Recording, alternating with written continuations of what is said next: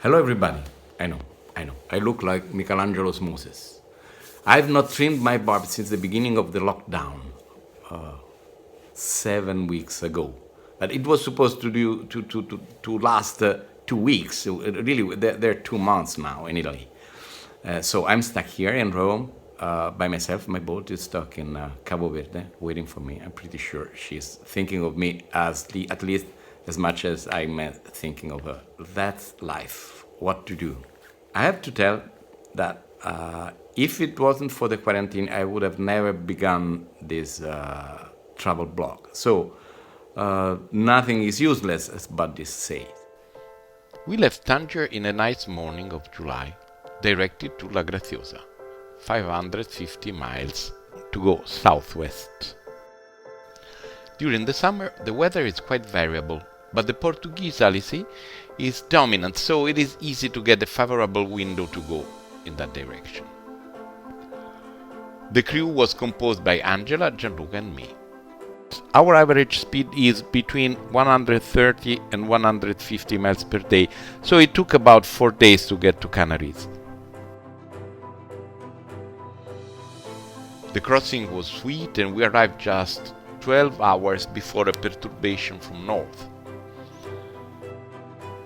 The harbor was packed, so we had to wait anchored in the bay close the harbor, Playa Francesa, nice and safe. Close to Alhuaca, another Italian boat in aluminium of the Italian navigator Davide Zerbinati, which was here to go to Las Palmas to attend the ARC.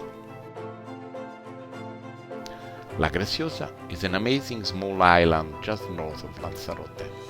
There are no paved streets, wonderful spots to swim, some nice bars to hang on the harbor, and a very good restaurant where we had a lunch and a dinner. El Marinero, Canarian family cooking.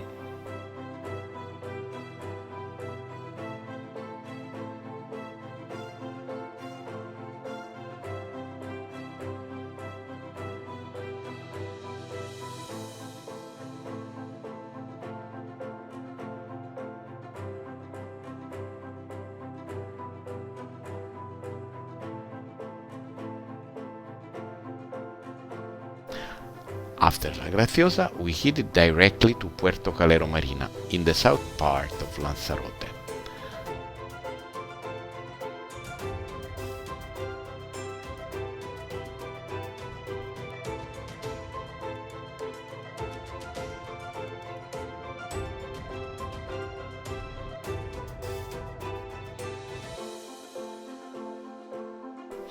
I chose Puerto Calero to leave the boat because it is a very safe harbor and because, before me, all my friends who are blue water sailors stopped here. Giovanni Malcuori from Papayaga, Lilia and Roberto Travani from Ganesh III, and the same by myself with their previous owner, Antonio Sanson. Other nice marinas and that are also recent constructions are Marina Lanzarote in Arrecife, which is the capital of the island, and Marina Rubicon, that just faces south in front of Fuerteventura. Canaries are a strange place, in front of Morocco, inhabited by prehistoric populations, pirates, very good sailors. Cristoforo Colombo stopped here before trying to go to Indies, and all the great expeditions to visit Africa and America started from here in the last 500 years. So they're a strategic point. Plus, that the most western Europe point. I mean, after here there is the rest of the world. There is no more Europe. There is Africa. There is America, South America, whatever. So it is something. They are something, and they are charming. They are volcanic. You have the impression to be on the moon. Plus, you are in front of Sahara Desert. There's Morocco on the coast, and often the Sahara sand melts with the clouds, and there is a very particular light, pink light, that they name Kalima. By myself remained here from July to November. I went back and forth. I already had close friends here, and I made good new friends. I discovered that to enjoy some swimming and cruising on the coast in these islands, the only good period is September. Otherwise there is too many wind. My suggestion to enjoy Lanzarote is definitely to rent a car. It's cheap and it's the best way, the only, to visit the island. The good spots on the island are the ones you can find in every guide here. But I would like to point you what you really cannot miss. Famara, that is a very nice beach, renowned for surfing. There are very good waves. Timanfaya is a volcanic park. The last eruption was 300 years ago, but really you have the perception that it happened 5 minutes ago. Very impressive. Coming here, you cannot miss the heritage of César Manrique. He was an international artist operating in New York during the 70s.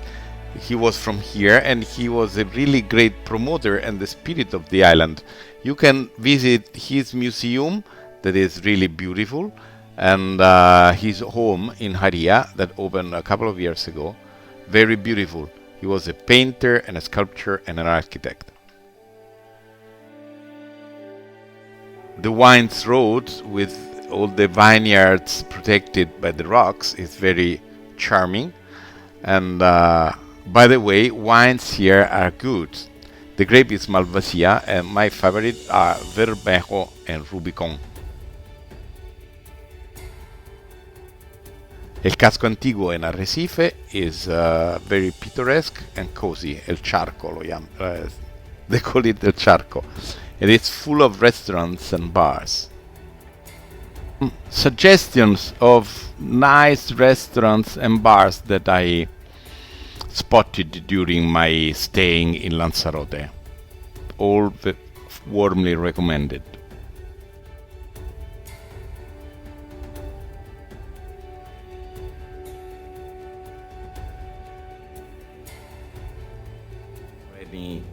In Lanzarote you can find any kind of provisioning and facility for your boat. It's a very good spot to start your rest of the world tour. At the end of November, we moved to Gran Canaria. At first, with Ambika Amano, her partner. We stopped in Isla Lobos, a very nice island just north of Fuerteventura. It's a natural reserve and cozy, charming. Ay, ay, ay, ay, canta, no llores, porque cantando se alegra el cielito lindo los corazones. From there, we continued our way southwest.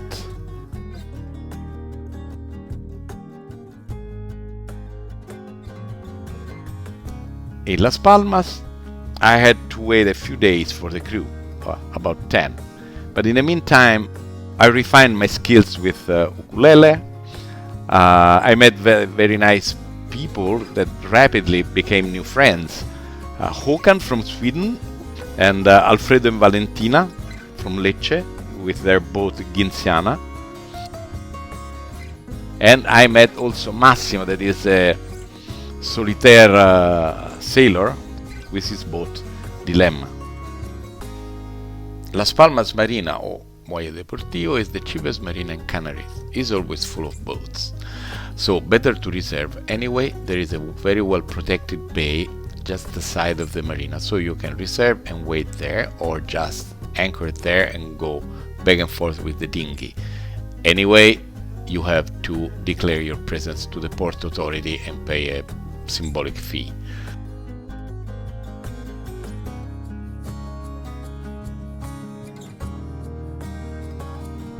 From Las Palmas starts the ARC, the rally regatta that crosses the Atlantic every year. So if you are so lucky to be here when there is the start, is a very nice sea event to attend. If you're looking for crew or simply to hang and drinking a cold beer with other sailors, Sailor Bar is your spot, definitely. I guess the owner is Italian because the pasta was good and never overcooked. Here at last arrived Gianluca and Ambica, and after a due load of Manzanilla wine, we could left in direction Cabo Verde.